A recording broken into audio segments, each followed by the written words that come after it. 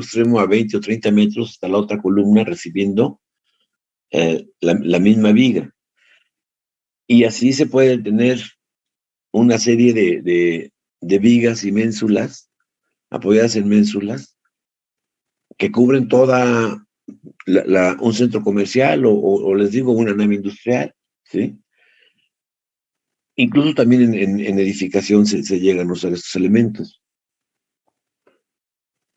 El problema es que si falla una ménsula, como normalmente son elementos simplemente apoyados, o sea, aquí no hay continuidad. Normalmente la ménsula está recibiendo a la viga y la viga está simplemente apoyada en la ménsula. Si falla la ménsula, se cae todo, ¿sí? Lo mismo ocurre en puentes. Ustedes fueron muy seguramente sorprendidos en el TEC de Monterrey. Lo que falló fue una ménsula y eso causó durante el sismo de 2017, pues se movieron las columnas, las vigas de aquí de un puente peatonal, que eran estas vigas, se movieron también, se salieron de su apoyo, ¿sí? Y no es que haya fallado la ménsula, sino falló el apoyo donde recibían a la viga, se cayeron esas vigas y la desgracia ocurrió que murieron 5 jóvenes por la falla de una viga mal apoyada en la ménsula, ¿no? Se movió más de la cuenta la viga con la ménsula y se cayó la viga y es un desastre, ¿no? En puentes, entonces ocasionan accidentes muy graves, ¿sí? Porque son elementos simplemente apoyados. O sea, no hay manera de que si falla, por ejemplo, la viga o la ménsula, se transmitan esfuerzos por flujo plástico, por lo que ustedes quieran, que empiezan a desarrollar continuidad. No, aquí si falla, colapsa, ¿sí? No hay líneas de defensa apropiadas para ello, ¿no? Entonces, no es tan directo, pero es una cosa similar a lo que pasó también en línea 12, ¿no? O sea, cuando no tenemos una segunda línea de defensa, ¿sí? Cuando dependemos solo de un aspecto, de un soporte, ¿sí? Tenemos que tener mucho cuidado porque si falla eso colapsa, ¿no? Entonces, se dan colapsos de este tipo, ¿no? O sea, aquí falló esta ménsula, ¿sí? Y ocurren este tipo de accidentes, ¿no? O sea, porque son elementos simplemente apoyados. Entonces, aunque no son que vengan mucho en los libros y todo eso de concreto, y en los propios cursos de concreto no, no siempre se incluyen estos temas, pues son muy importantes, ¿no? Son muy importantes. Es el caso, por ejemplo, de ménsulas que pueden ser de concreto y recibir vigas no solo de concreto, sino de acero, o al revés, ¿no? Hay ménsulas de acero que reciben vigas de concreto o puro acero, etcétera, ¿no? Pero la estructura de la ménsula es una cosa tan simple que es una viga de un volado muy corto, ¿sí? Pero ese volado muy corto puede fallar. Algunas formas de falla típicas son estas, por ejemplo, que es por flexión. Esta sigue siendo una viga en volado, con un claro muy corto, pero se le aplica, la carga aplica un momento que le da tensión aquí y puede fallar por compresión aquí, ¿no? O sea, el, el momento, de todos modos, el momento se genera cuando tenemos una carga aquí, de la viga que está recibiendo. Bueno, esta carga por este brazo produce un momento que da compresión aquí y tensión acá. Puede fallar por aplastamiento del concreto o por tensión en el acero que está produciendo este momento, ¿no? Aquí también puede fallar. Falla por flexión, que puede ser por compresión o por tensión, ¿no? Otro tipo de fallas por tensión diagonal, como una viga otra vez de cortante, ¿sí? O sea, es tensión diagonal ¿sí? Que hace que falle la ménsula, ¿sí? Otro tipo de falla, pues es por cortante directo, ¿no? O sea, acá es cortante que ocasiona tensión diagonal, ¿sí? Pero aquí es cortante directo, ¿sí? O sea, como si fuera una rebanada aquí, es cortante directo el que hace que falle la ménsula. Pero como todos estos elementos son isostáticos, pues sí, el hecho de que falle aquí, pues ya tiró todo, ¿sí? Ahora, normalmente eh, hay una serie de columnas y ménsulas, pero es frecuente que son 3 o 4 o 5 ménsulas las que fallan, porque están construidas igual, ¿no? Hay veces que tenemos suerte en que falla la ménsula, pero no colapsa, ¿sí? Porque no falló totalmente, ¿sí? Pero igual la reparación es muy complicada, ¿no? Me tocó salir en un laboratorio de estos médicos de europeos que están aquí instalados, les fallaron las ménsulas, ¿sí? En el, estaban falladas las ménsulas, bueno, pero en todo el laboratorio tenía unas instalaciones, ¿sí? Que el hecho de reparar las ménsulas había que interrumpir el servicio y no sé cuántos miles de dólares les costaba cada día en que estaba parada la planta por reparar las ménsulas. O sea, es muy delicado eso, aunque sea una estructura muy sencilla, muy sencilla, ¿no? Otros tipos de falla que se deben a la mala geometría o colocación inadecuada del refuerzo es, por ejemplo, esta. Vamos a ver que es importante respetar las geometrías. Como siempre, acuérdense que cuando vimos traves, columnas, muros, siempre partíamos de que hay que respetar una geometría, no porque esté matemáticamente demostrado que esa es la mejor geometría, sino que las pruebas, la experiencia ha demostrado que esa geometría es buena. Ese es el único argumento. Aquí no es la excepción, ¿sí? Por ejemplo, dice poco peralte de la cara externa. O sea, esta es la cara externa. Si este peralte es muy pequeñito respecto al otro, pues se ha dado este tipo de fallas, ¿sí? Eso ya se reconoce, ya se sabe, ¿sí? Otro tipo de fallas, entonces tiene que tener un tamaño mayor, comparable con este de acá, para que no ocurra eso. Otro tipo frecuente es cuando las vigas se reciben, como veíamos por acá, con unas placas que a veces son placas de neopreno, ¿no? Entonces, una placa metálica y placas de neopreno. Entonces, en ocasiones, estas placas, ¿sí? Pues, ¿para qué sirve una placa que recibe una viga? Pues para que la placa de cierta rigidez distribuya los esfuerzos en toda la viga, en toda la ménsula, ¿no? Si es una placa rígida, la concentración de esta carga la va a distribuir en todo el, el largo de la ménsula. Pero si es una placa muy flexible, ¿sí? La concentración que tiene de la viga, pues la va a pasar directamente al concreto. No hay una distribución de esfuerzos.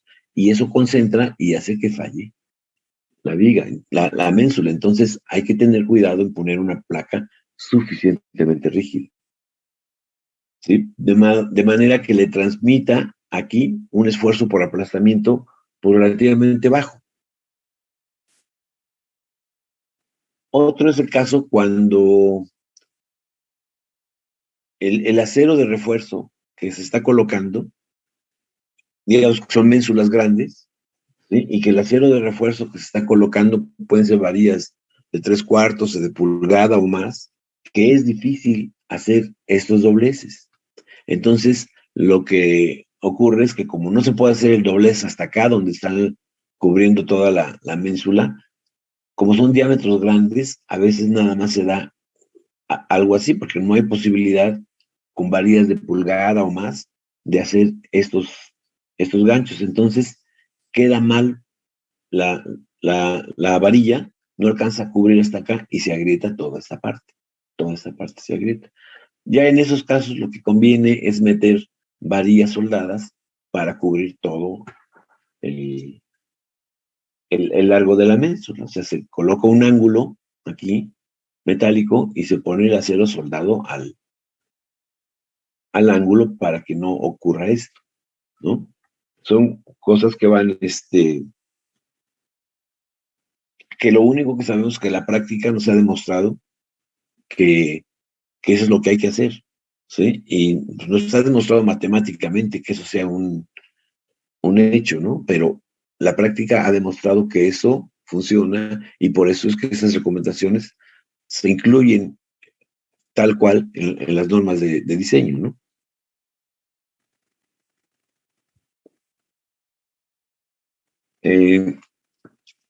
Otros factores que afectan el comportamiento de las ménsulas, pues son, por ejemplo, las cargas de compresión normales al plano principal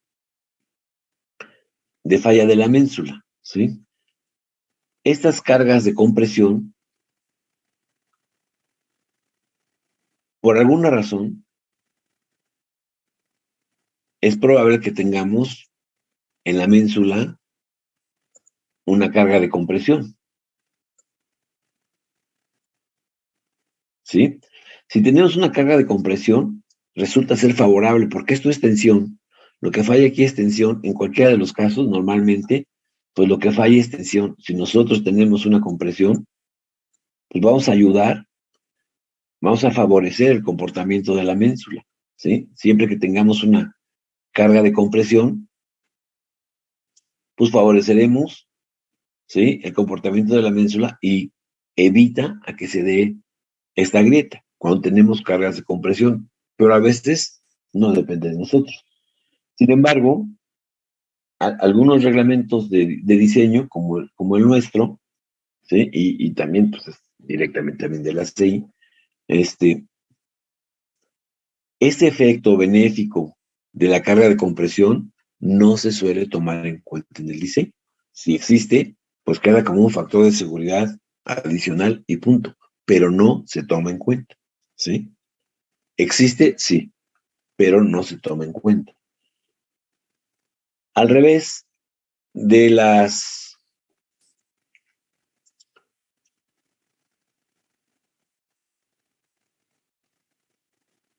cuando aparecen cargas de tensión, ¿sí? Si aparecen cargas de tensión, pues abren más esta grieta, ¿sí? Entonces las cargas de tensión, pues son desfavorables, ¿no? Si estas son cargas de tensión, pues favorecen la abertura de la grieta, ¿no? Entonces, toda vez que tengamos cargas de compresión, es un efecto favorable que los reglamentos suelen no tomar en cuenta y dejarlos como un factor de seguridad adicional, ¿sí? Sin embargo, en las ménsulas que tienen tensiones, como esta, ¿sí?, que por alguna razón tienen una carga de tensión, como es un efecto desfavorable, ese sí hay que tomarlo en cuenta. Entonces, por eso los reglamentos dicen otros factores que afectan el comportamiento de ménsulas. Cargas de compresión. Cargas de compresión normales al plano principal de falla de la ménsula que incrementan su resistencia. Sin embargo, los reglamentos suelen recomendar que se desprecie este efecto benéfico. No así cuando tenemos cargas de tensión normales al plano principal de la falla que reducen su resistencia, ¿sí? A lo mejor me preguntan ustedes, bueno, ¿y de dónde sacamos estas cargas de tensión o compresión? Bueno, pues creo que la forma más simple de imaginarnos es si tenemos esta viga, ¿sí? Imagínense que está apoyada en esta ménsula y a 20 metros o 30 metros en el otro extremo, pues está igual apoyada, ¿sí? ¿Qué pasa con los efectos de temperatura? Dado que son apoyos simples, pues esta viga trata de contraerse y pues produce efectos de tensión. ¿Sí? Cuando esta viga en ambos extremos trata de contraerse, aquí le produce por temperatura un esfuerzo de tensión. O sea, aquí hay una carga de tensión dada por la temperatura.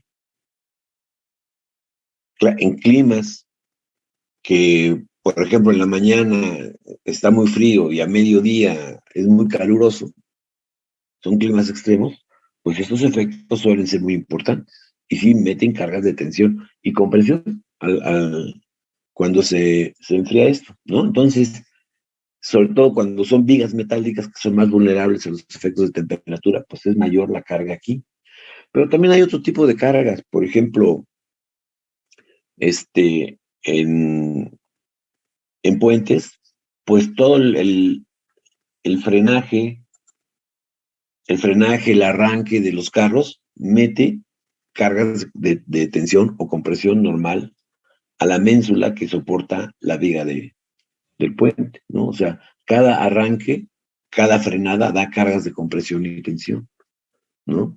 El, en los pisos industriales, perdón, en las naves industriales, ¿sí? Ustedes han visto que hay vigas que son, les llaman vigas que arrastran mercancías o equipos, ¿sí? De un lado a otro de la nave a través de eh, grúas llamadas grúas viajeras, que esas grúas pasean la carga o pueden pasear toda la carga por toda la nave, transversal o longitudinalmente, porque andan transportando equipos o mercancías en las naves industriales. Y estos pues son, a lo mejor la grúa se anda moviendo por aquí y por allá y les da impactos y de tensión o de compresión, ¿sí? Entonces, estas cargas de tensión y de compresión deben de tomarse en cuenta. Las de tensión, sobre todo, las de compresión, usualmente se desprecian, ¿no? Y luego veremos que la colocación de estribos horizontales mejora la resistencia. Sin embargo, los verticales no tienen efecto favorable por ser paralelos a las grietas de cortante y tensión diagonal. Lo que pasa en el pasado, por ejemplo, esta nave que les platicaba yo de cierto laboratorio, las ménsulas traían el refuerzo, como dicen, si la carga está vertical, eso es lo que se pensaba allá en la antigüedad, ¿no? O sea, decían, si la carga está aquí, pues yo pongo estribos verticales para tomar esa carga. Realmente, por ejemplo, esa nave recuerdo que fue construida a principios de los 60.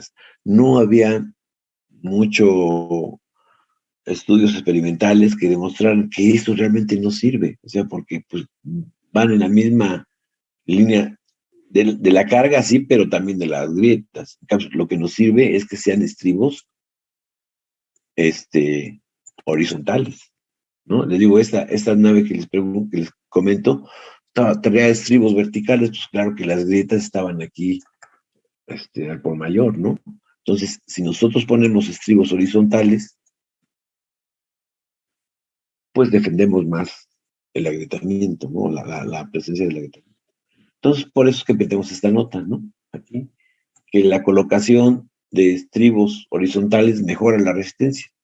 Sin embargo, los verticales no tienen efecto favorable por ser paralelos a las grietas de cortante y tensión diagonal, ¿no?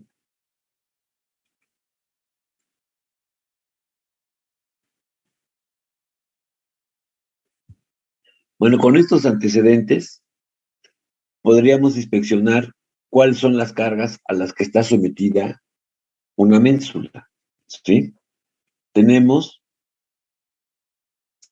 eh, que diseñar para que no ocurran los distintos tipos de falla que hemos estado revisando, ¿sí?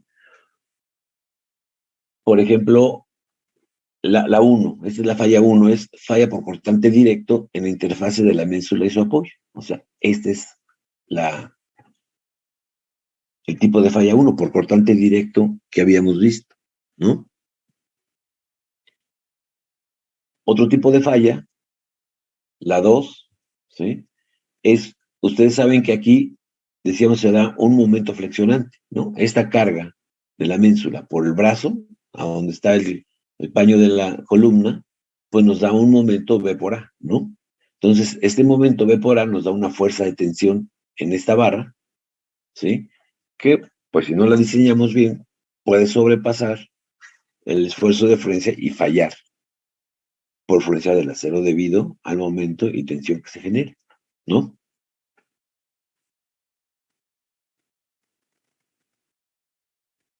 Entonces, decíamos que aquí se formaba un momento, como ponemos por acá,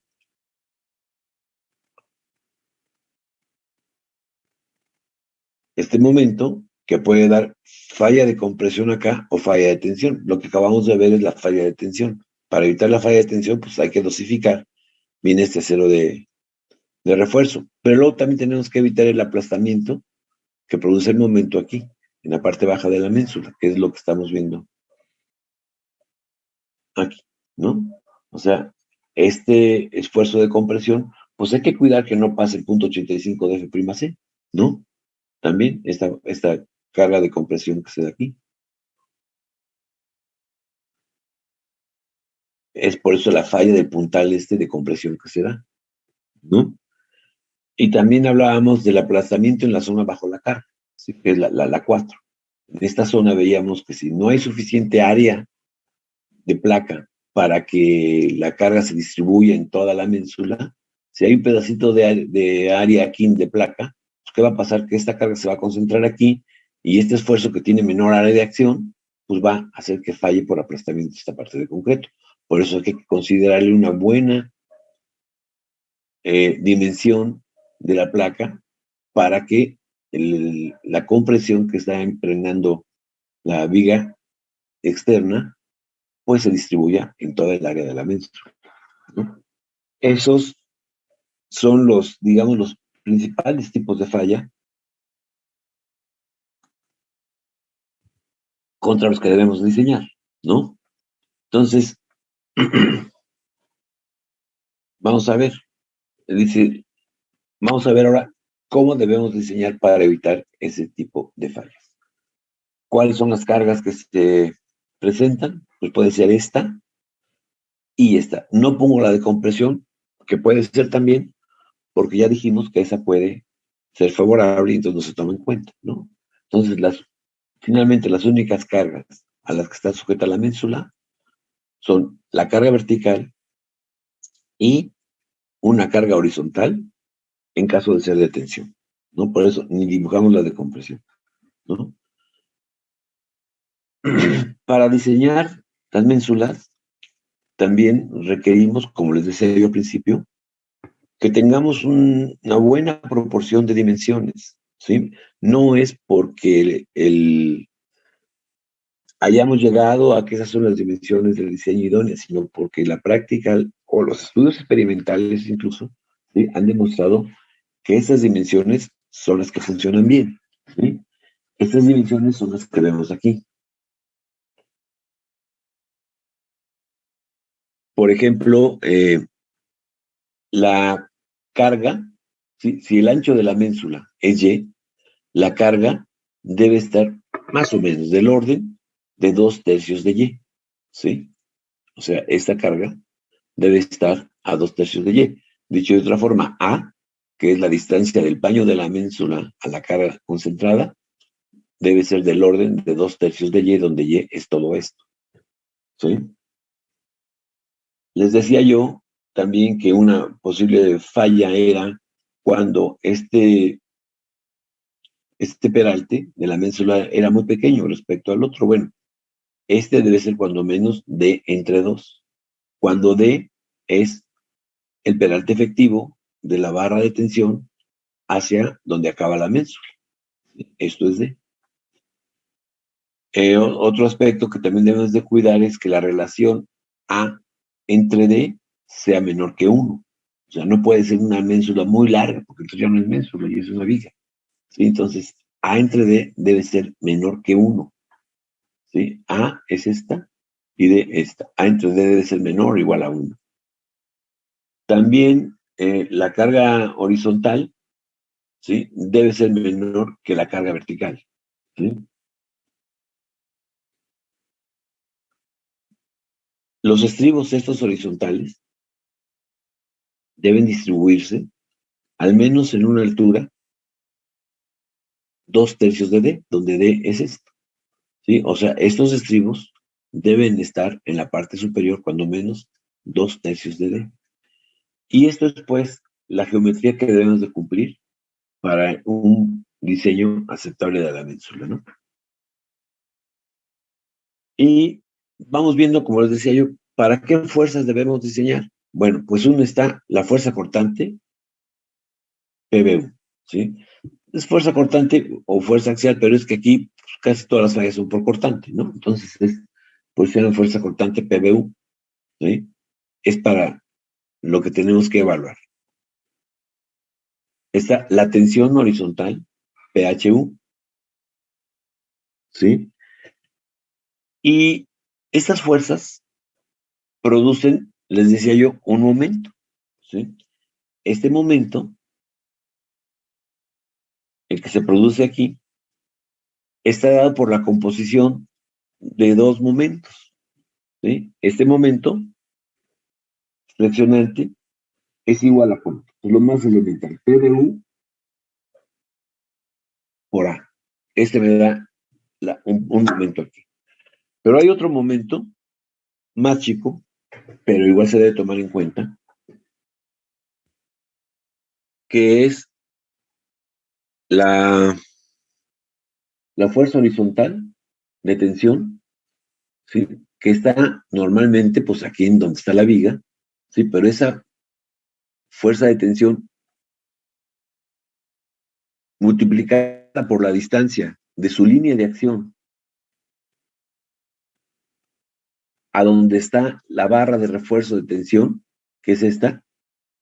Esto es, en pocas palabras, la distancia es H menos D, o sea, H es donde está aplicada la carga en la superficie de la ménsula, y D es donde está el refuerzo principal, ¿sí? El peralte efectivo del refuerzo principal. Entonces, aquí hay un brazo, ¿sí? De PH a donde está D hay un brazo. Ese brazo me da un momento que es igual a PHU por H menos D, que es este. Este es el momento flexionante que debe de resistir este acero de tensión, ¿sí? Entonces decimos que el método no ha sido validado experimentalmente para relaciones diferentes a las mostradas en la figura. O sea, esto, les decía yo, matemáticamente no está demostrado, pero la práctica y las ensayos experimentales han demostrado que esto funciona. Ahora, otras relaciones diferentes a estas no han sido experimentadas como para validarlas también. Por eso es que, bueno, pues, si esto es lo que está estudiado, a esto nos tenemos que someter. No quiere decir que otras fallen, pero lo que pasa es que otras configuraciones pues no están estudiadas, ¿no? Bueno, y entonces vamos viendo cómo podemos defender la ménsula, con qué herramientas de diseño vamos a defender el comportamiento de la ménsula. Veamos, por ejemplo, la acción, ¿sí? De la fuerza cortante, ¿sí? Que va a generar aquí una grieta de fricción por cortante directo. Esto es cortante directo, ¿sí? Este es el cortante directo que debemos evitar. Aquí nos tenemos que regresar o repasar un poquitito la estática que nos enseñaron en los primeros semestres de la carrera, ¿no? O desde la prepa en algunos casos, ¿no? ¿Se acuerdan que la fricción que se da entre dos superficies, ¿sí? Es igual a la carga normal a la superficie por su coeficiente de fricción, ¿no? O sea, creo que esto siempre se veía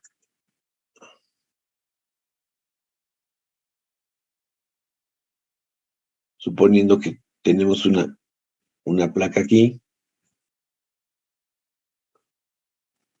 otra placa acá, que hay una fuerza, aquí hay otra fuerza, habrá un coeficiente de fricción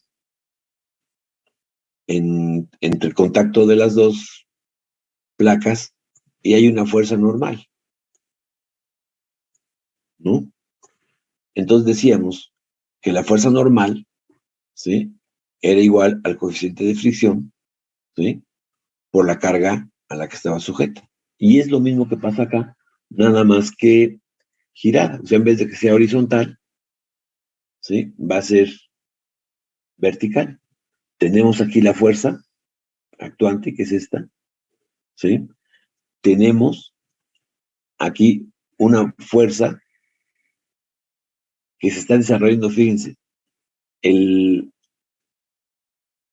la fuerza normal, que debería de ser esta, que se ve aquí, digamos, aquí hay una fuerza normal,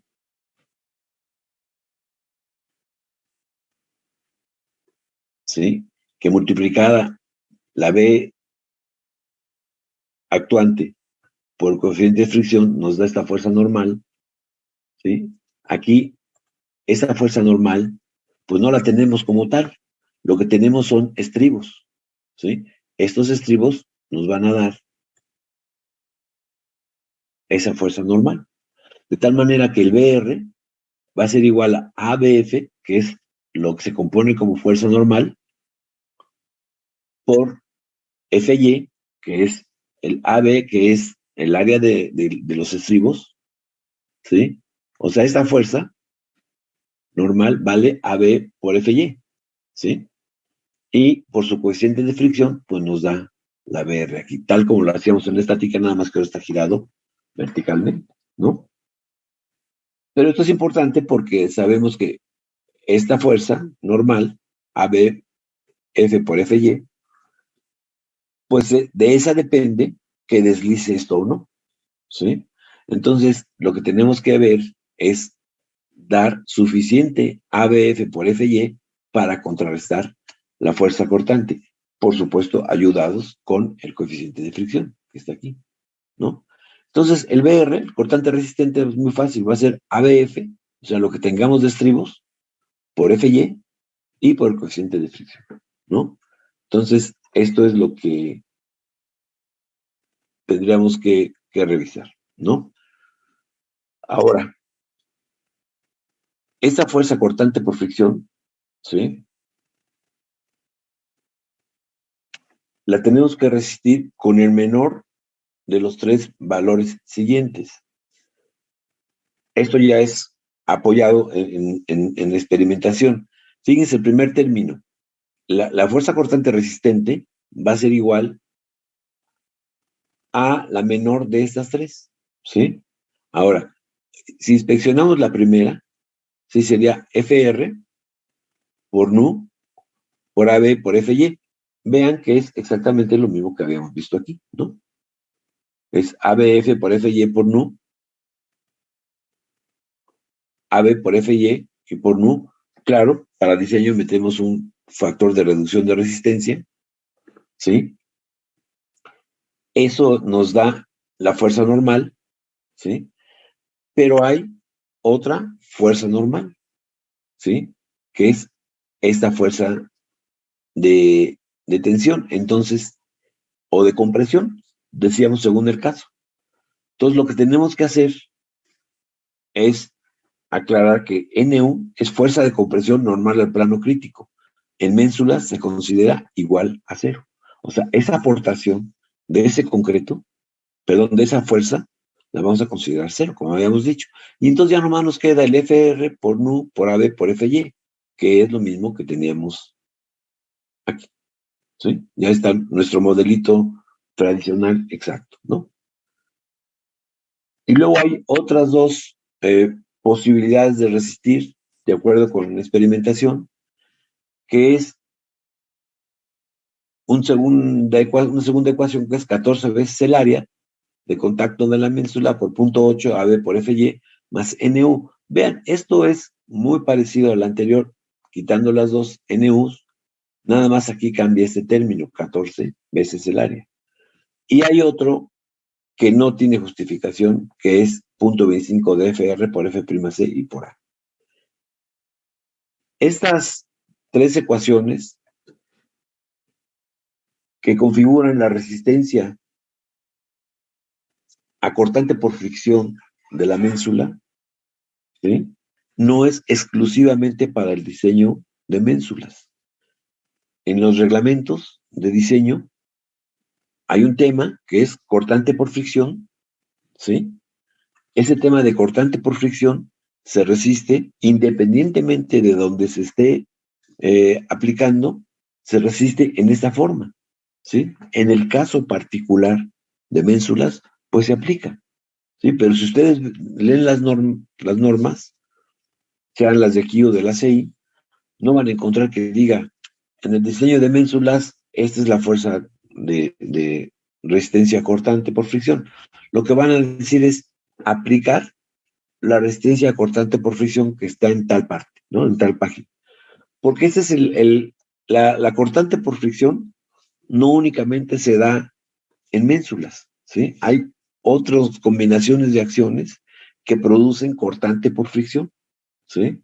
No siempre son puras médulas. Hay cortante por fricción en otras acciones, en otras combinaciones de carga, en otros efectos, ¿sí? Ahora, en médulas se aplica, ¿sí? Y que les decía yo, como esto es general para cualquier tipo de elementos donde se dé cortante por fricción, por eso se da en función de NU. Ahora, nosotros ya sabemos que en el caso de las médulas, esa NU la debemos de despreciar, ¿sí? ¿Por qué? Porque es benéfica. Y para la médula se desprecia, ¿no? Entonces, por eso subrayo, NU de compresión normal al plano en médulas se considera igual a cero, pero en otras instancias de cortante por fricción no necesariamente es igual a cero. Entonces, aquí nos estamos utilizando, ¿sí?, la metodología para resistir cortante por fricción, pero no es que sea exclusivo para médulas.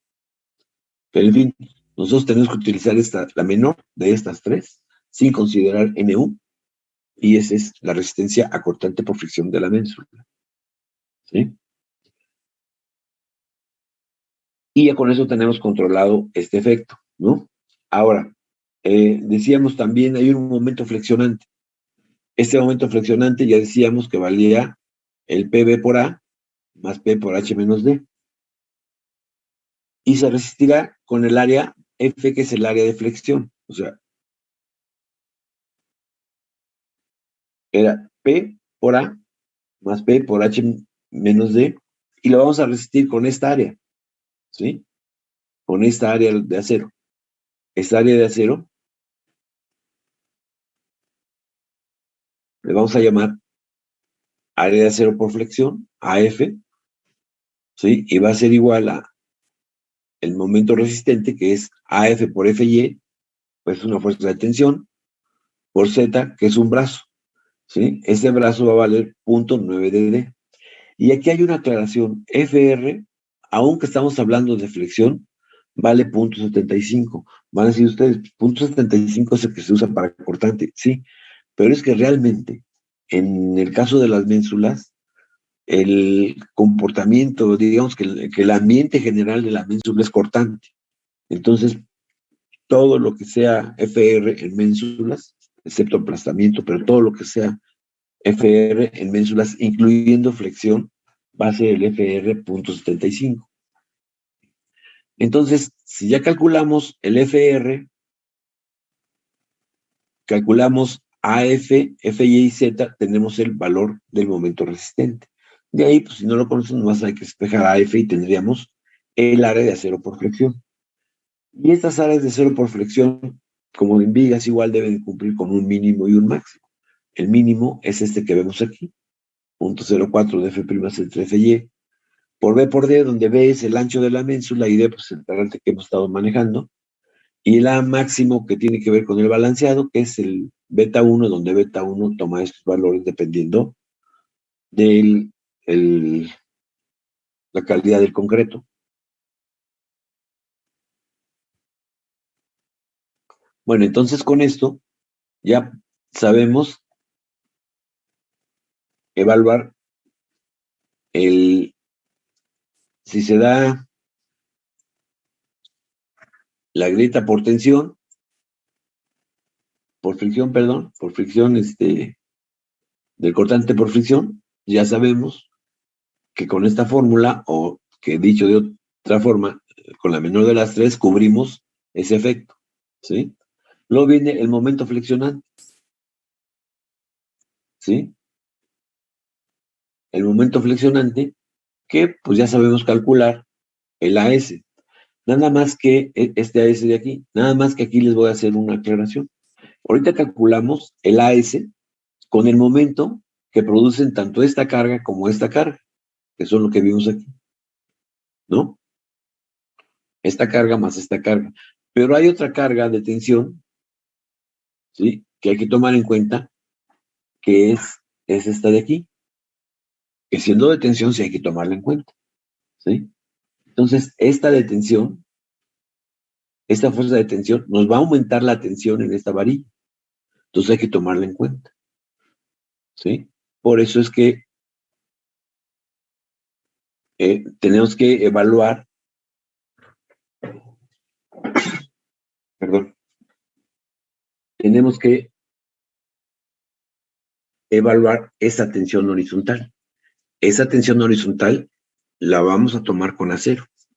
La tensión horizontal va a ser, la resistencia a tensión horizontal va a ser igual al factor de reducción de resistencia, como siempre, por AN y por FY. AN, digamos que es el área necesaria para resistir fuerza normal. AN por FY nos da una resistencia a fuerza normal, que es a esta. Entonces, para determinar esta AS, tendríamos que a ese momento, la tensión que nos da ese momento, sumarle la tensión que nos da esta carga. Y ahora sí ya podríamos hablar de AS. Por eso aquí le ponemos AF. ¿Se acuerdan que decíamos AF?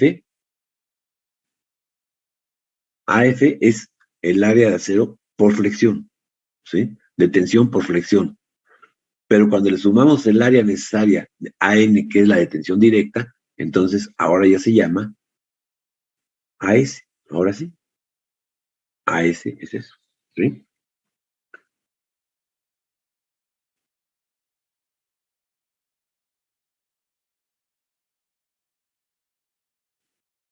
Entonces es esta. Ahora, podríamos pensar, bueno, ¿y qué pasa cuando no hay tensión horizontal?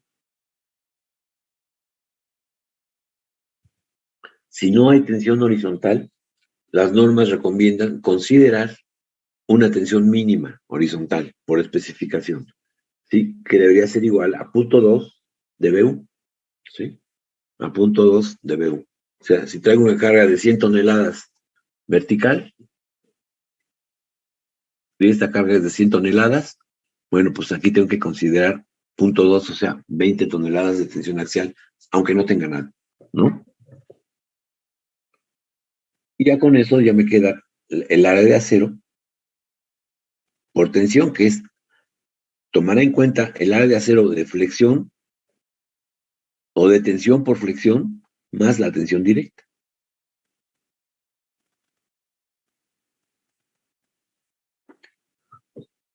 Así que ahora sí, hablemos del refuerzo principal AS. AS va a ser mayor o igual que el área de acero de flexión, como les decía yo, más el área de acero que corresponde a la tensión directa, ¿sí? Pero eso no es todo. También esta área de acero, AS, debe evaluarse considerando que el refuerzo que tenemos horizontal de estribos, estos, o más directamente puestos aquí, estos aceros, ¿sí? Pueden contribuir a la tensión, ¿sí? Estos estribos, al menos la parte de arriba, contribuye a la tensión, ¿sí? O sea, los estribos horizontales, al menos los de arriba, contribuyen a la tensión. ¿Eso cómo se toma en cuenta? Pues con 2/3 de ABF, ahorita como no están familiarizados ustedes, vamos repasando que ABF es el área de estribos, ¿sí? O sea, ABF es esta área de estribos, ¿sí? Bueno, esa área de estribos, al menos en la parte superior, contribuye a resistir fuerza horizontal. Por eso es que se toma en cuenta aquí, no completa, 2/3 de ABF más AN, que esa es la misma de acá, es la tensión horizontal. Entonces tenemos dos alternativas. Una es que se resista el AS que sea igual al AF, que es la de flexión, la de tensión por flexión más la tensión directa, o bien el área que ocupan los estribos, al menos 2/3, más el área de tensión directa. Esa es la forma en que se evalúa o se define esta AS que estamos viendo aquí. Ahora sí, AS es esta, ¿sí? Y luego vamos a ver el área AH, ¿sí? Que es el área de refuerzo horizontal que veíamos aquí. AH es el área de refuerzo horizontal. Ese cómo se estima. AH va a ser igual a la mitad de AS menos AN. Y debe distribuirse, como lo veíamos aquí, en 2/3 de D. 2/3 de D, por aquí lo hablamos. En 2/3 de D. Y aquí la aclaración del FR que les comentaba yo, para todas las condiciones de diseño de ménsulas, el factor de resistencia FR se tomará igual a 0.75, debido a que el comportamiento predominante es por cortante, o sea, es frágil, ¿no? Entonces digo, salvo aplastamiento que vale menos, que es 0.6 o 0.65, es donde podemos cambiar, pero todos los FR en ménsulas valen 0.75. Con eso terminaríamos el, el tema del diseño de ménsulas. Por supuesto que vamos a hacer un ejemplo, ¿sí? Hacemos un ejemplo para aclarar la aplicación de estas fórmulas.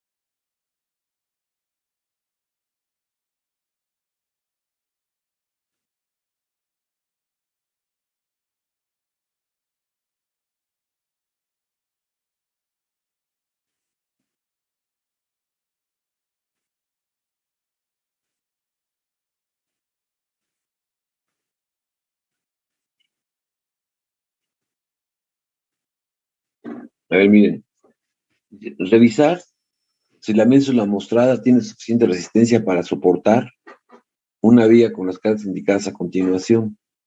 La columna en que se apoya la ménsula es de 60 por 60 y hay que usar NTC vigentes. Esta es la ménsula. Sabemos que va a tener este tipo de armado. De hecho, es problema de revisión, así que ya nos están dando esos datos. El cortante último es de 40 toneladas, la carga última que va a recibir, proveniente de la viga. Tenemos una fuerza normal de tensión de 6 toneladas. Y vale 25 centímetros, A vale 15, H es de 50 centímetros, H1, 25, D 45, porque son 5 centímetros por recubrimiento de H, y D1 vale 30, es a donde están los estribos, ¿no? Y el ancho de la ménsula es 60 centímetros. Los materiales son F'C300. Para revisar el máximo y mínimo hay que tener el dato de beta 1, que se calcula, como por ahí veíamos, en función de la resistencia del concreto, en este caso ya con 300, da .84, FY 4200, el AS, este acero que tenemos aquí, es 6 varillas del número 5, y los estribos o el AH serían 4 estribos a cada 10, el factor es 1.4 y la placa tendrá dimensiones 15 por 30 y FR, como siempre, 0.75. Entonces vamos a ver los requisitos geométricos. Decíamos que los requisitos geométricos eran que A fuera, cuando menos en 2/3 de Y. Y vale 25, entonces A debe de ser 2/3 de Y, más o menos. O sea, no tiene que ser tan preciso, pero pues más o menos, ¿no? Da el 15 es más o menos 2/3 de Y. A entre D debería de dar menor que 1, si lo recuerdan. A entre D menor que 1. A entre D es 15 entre D, que vale 45, pues es 0.3, que es menor que 1. ¿Estamos bien? 0.5 de D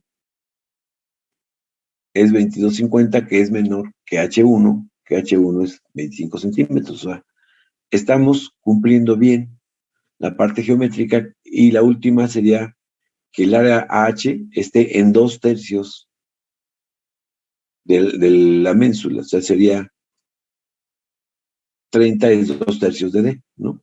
D vale 45, todos 2/3 de 10. ¿Por qué decimos 30? Bueno, pues porque son 4 estribos a cada 10. Entonces hay 10, 10 y 10. O sea, ocupa 30 centímetros, ¿no? Bueno, entonces ahora pasaríamos a, por supuesto, cuando tengan duda, me detienen, o si pueden ir checando las operaciones como siempre, pues bien, ¿no? Porque por ahí hay algún error y no nos damos cuenta, ¿no? El cortante por fricción, decíamos, vamos a tener que evaluarlo con estas 3 fórmulas, ¿no? La primera sería el FRU por FY más NU, pero NU, por ser compresión, en esta fórmula vale 0. Entonces, de aquí despejamos ABF y nos queda que es BR entre FR por NU por FY, y pues resulta que ABF, que le vamos a llamar 1, es 907 centímetros cuadrados. Eso es lo que requerimos, ¿sí? Cuando aplicamos la segunda fórmula, esta, vamos a tener otro cortante resistente. Acuérdense que tenemos que ocupar el menor de ellos, ¿sí? Otro cortante resistente. A es igual a B por H, que son 3.000 centímetros cuadrados. O sea, B es el ancho de la ménsula. No sé si ven aquí, déjenme ver. Ah, no, no.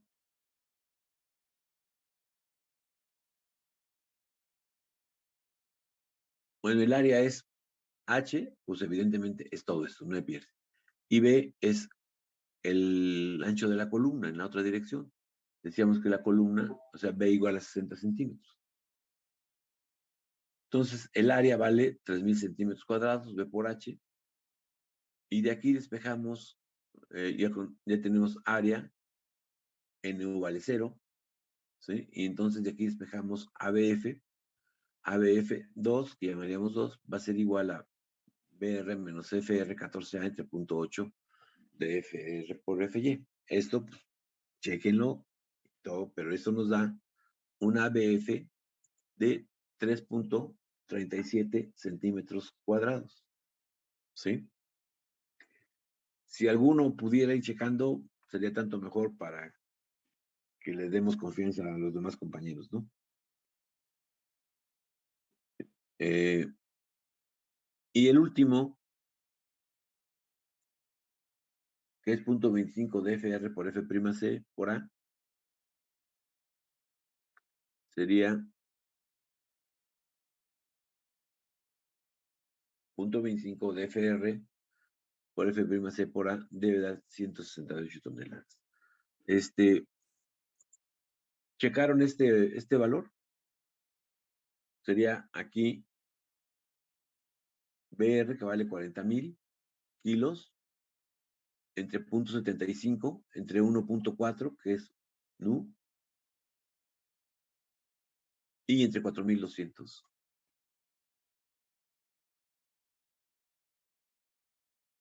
Sí, es Sí, correcto. es correcto. Vamos adelante, vamos a checar el otro. De aquí es un despeje normal, ¿sí? Y nos queda que sería BR, que es, otra vez, 40,000 menos 0.75, 14 veces el 3.000, entre 0.8 de 0.75 y de 4.200.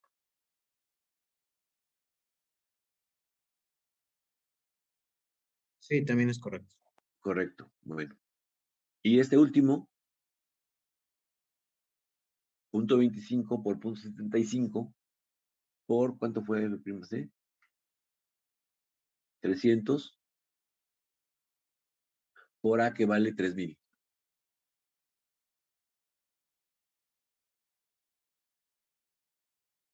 Sí, es correcto. Ok, y este pues es mayor que BU. BU es 40,000, 40 toneladas, pues por mucho es mucho mayor, ¿no? 168. La discusión sería entre estos dos, ¿sí? Pero el mayor es este, entonces el que rige es 907 centímetros cuadrados. ¿De acuerdo? Ya tenemos el área de refuerzo para cortante por fricción, o sea, para evitar esta falla aquí, ya la tenemos. Los estribos que deben de hacer aquí es un área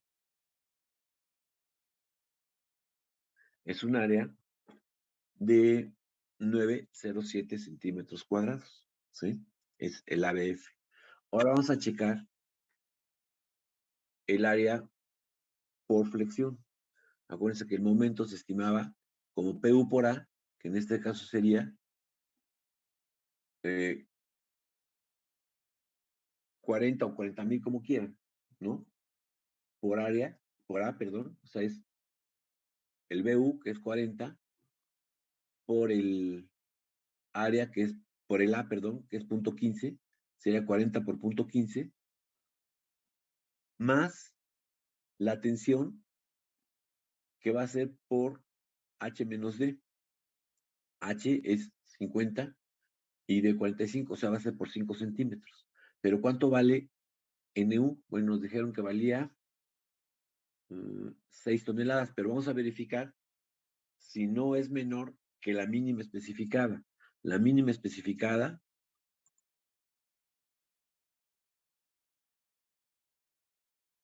es 0.2 de PU. En este caso,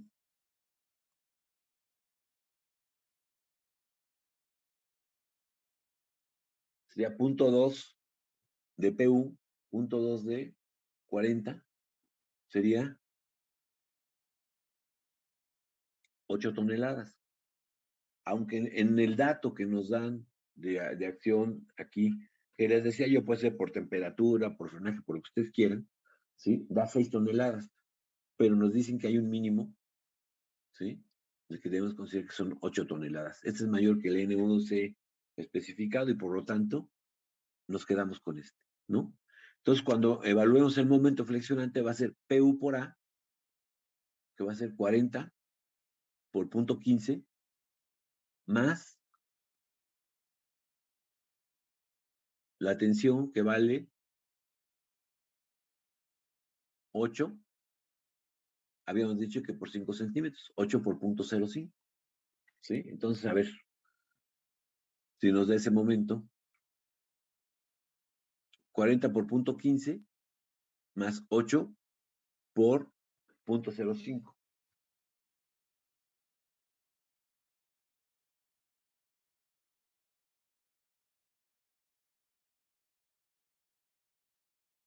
Sí, da eso. Da 6.4 toneladas metro. Ok, ya tenemos el momento. Para calcular el acero, pues ya tenemos prácticamente todo, ¿no? Porque tenemos el momento, ya lo calculamos ahorita, FR ya sabemos que es 0.75, FY es 4200, nos falta calcular Z, pero sabes que es 0.9 dd, y ya con eso despejamos el área de acero por flexión, ¿no? Entonces, el área de acero por flexión, Z va a ser 0.9 dd, D vale, creo que 45, ¿sí? Entonces, 0.9 de 45 da 40.5, y el AF es igual a MR, que ya lo conocemos, que es 6.4 por 10 a la 5, entre 0.75, aquí no se les olvide, 0.75, entre 4200 y entre 40.5.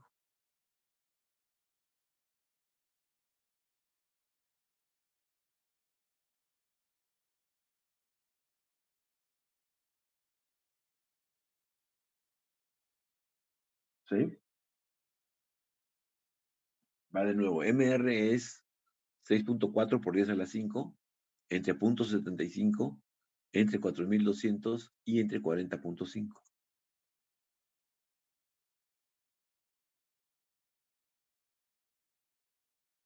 Debe salir 5 centímetros cuadrados, 5.02 centímetros cuadrados de área por flexión. Sí, está bien. Sí. ¿Ok? Bueno, ya sabemos que el área por flexión es de 5,02 centímetros cuadrados, pero vamos a checar si cumple con el mínimo y el máximo, como nos dijeron por ahí. Desde el 0.04 de F' entre FY por B por D, da, si lo pueden hacer, es 0.04, ¿sí? Por 300, por 60,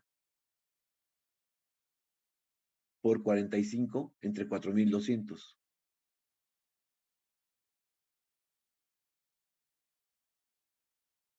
Sí, da eso.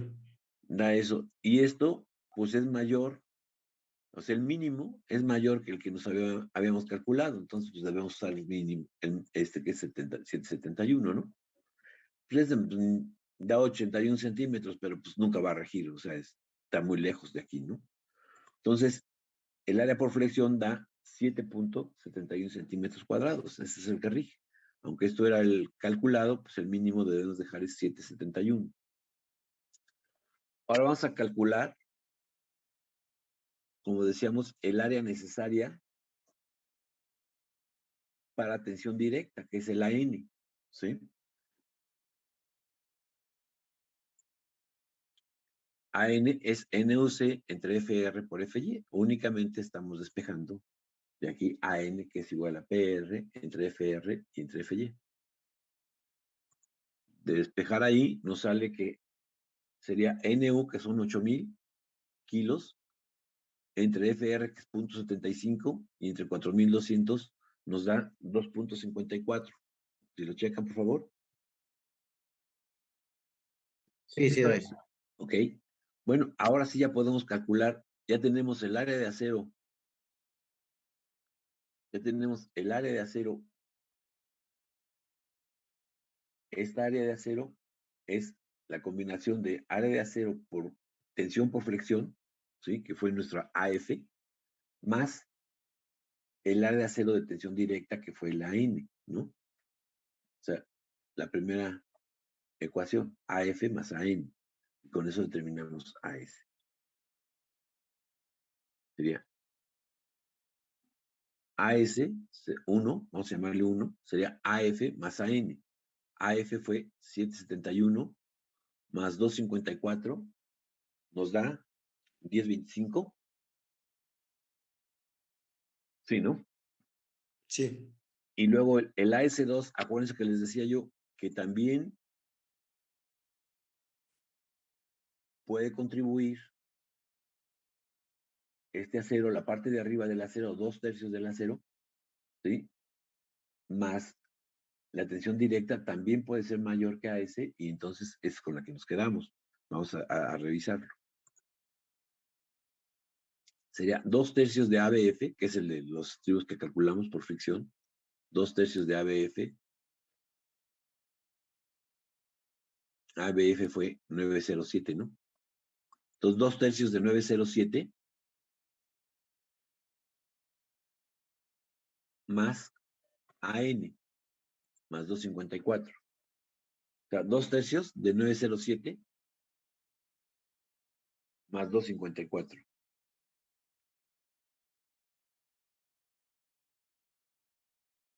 sí da eso.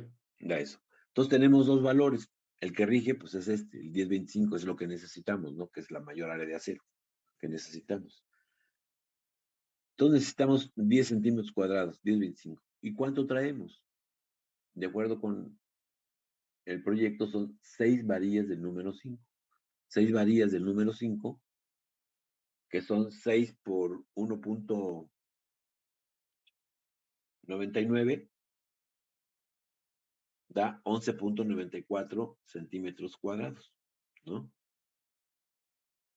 Para los que no se tengan muy a la mano los valores, es 6 por 1.99, ¿no? Y es del número 5,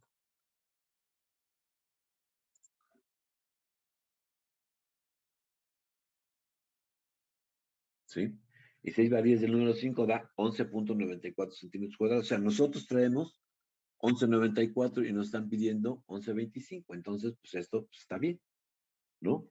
El AS que nos están especificando, esta AS de 6 varillas del número 5, está bien, ¿no? Ya nos vamos a checar el, el AH, que decíamos era 0.5 de AS menos AN,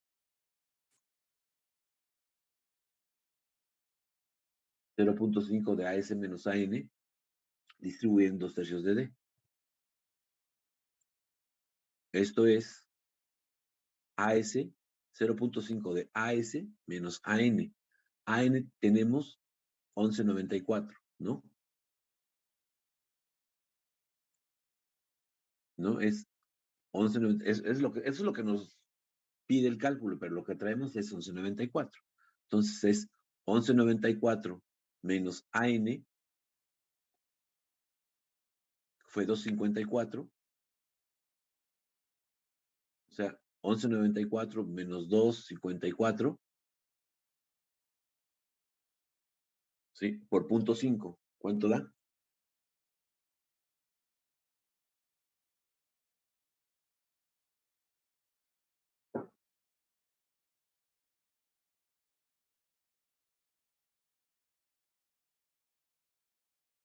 O sea, AS es 11.94 menos AN, que es 2.54, ¿sí?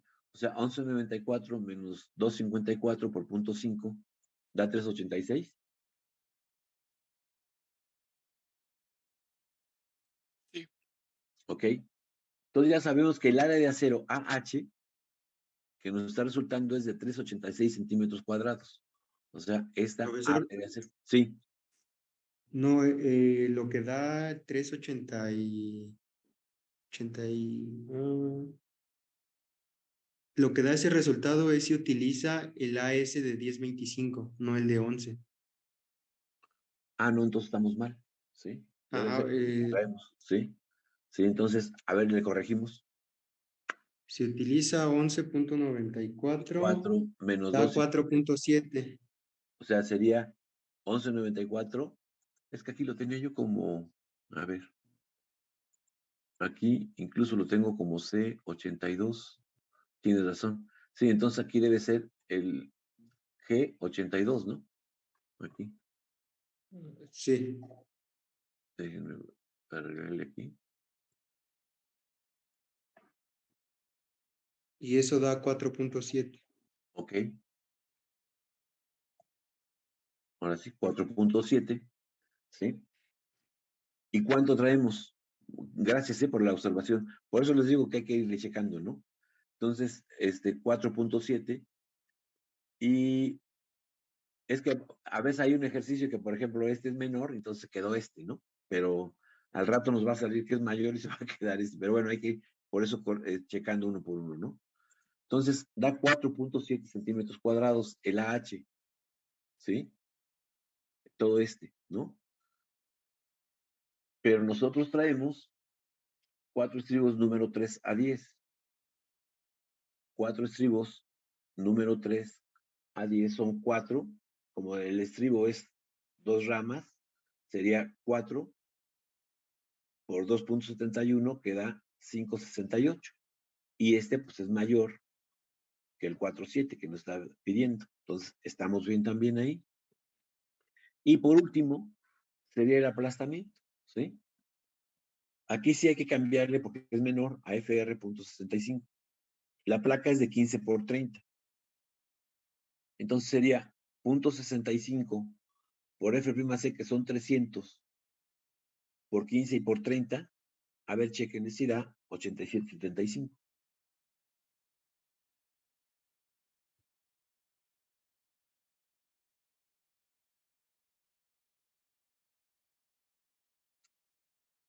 Pues es 0.65 por 300 y por 15 por 30.